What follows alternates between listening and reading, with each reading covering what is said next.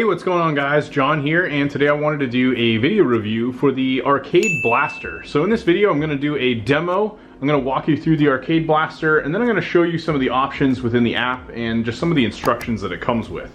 So let's start with the blaster itself. This actually comes in multiple different colors. Going through the blaster, you have a charging port up here at the front. You have all of your button controls here, so think of it like an Xbox control or something like that. These are basically going to be the buttons that you could use for abilities within the games.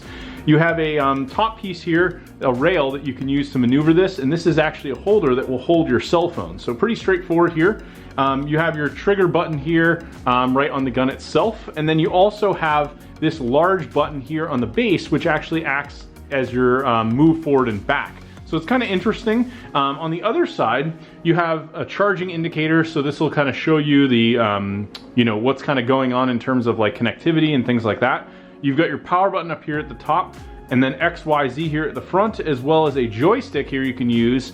Now, the cool thing about this is that what this actually does and the way it works is this actually uses a mobile app that links to your PC or a mobile-based game, and can actually be used to essentially give you full control over the game. So really what it's doing is the app is actually connecting to your PC through a download that you have on the computer, and then it's emulating the mouse on the actual phone, which is then emulating to your PC. So that's how you're able to get the full movement here. Now, I've got Doom Eternal loaded up, and we're just gonna do a quick demo here, kind of going through, and then I'll show some of the options. I probably need to get my mouse just calibrated right at the same time I'm pointing the gun.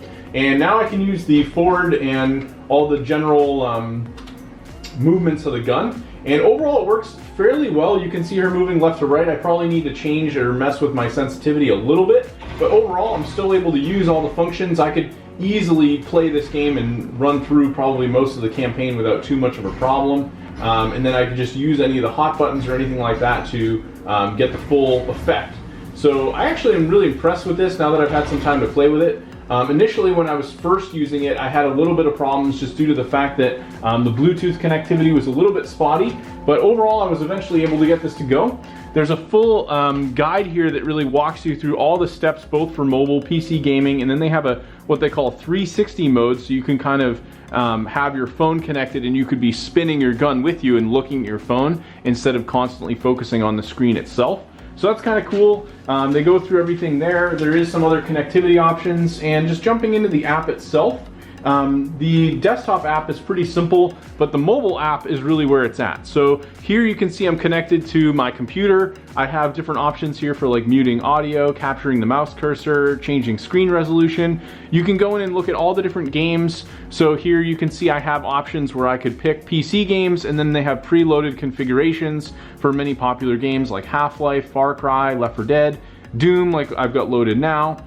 And then we've also got the arcade link, which obviously will connect to the PC. We can set up streaming and also link this to like a Twitch account, something like that. And then you've just got your general account settings, your blaster settings, joystick sensitivity, things like that. You've got different brightness settings for the actual device.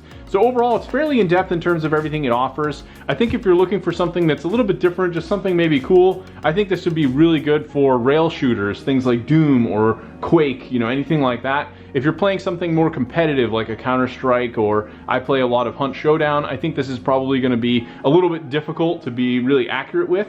But if you're looking for something that's really going to be good for, those really more arcade shooters, something like that, even doing this online, you could probably successfully play without too much of an issue.